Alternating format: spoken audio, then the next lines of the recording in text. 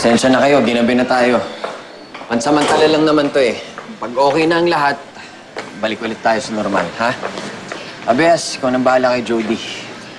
Sige po, Don Teo, pero hindi po ba kayo magko-convoy? Kasi tinatanong po ako ni Doña Trining kung anong oras daw po kayo uuwi. Diretso na ako sa bahay after this. You can go ahead. I'll just stay for a while. Okay po.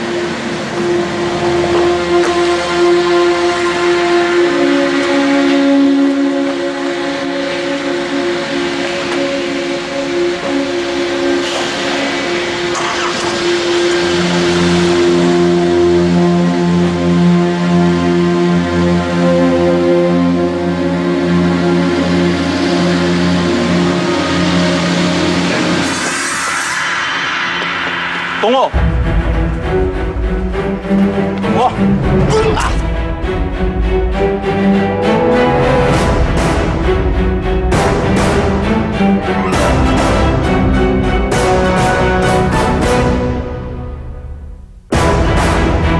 Gusto kong mapanood paano maglakad ng nakapaa ang isang don. Papalag ka! Lalo, huwag ka magpapadala sa dulas ng dila ng babaeng yun. Hindi ka ba natututo?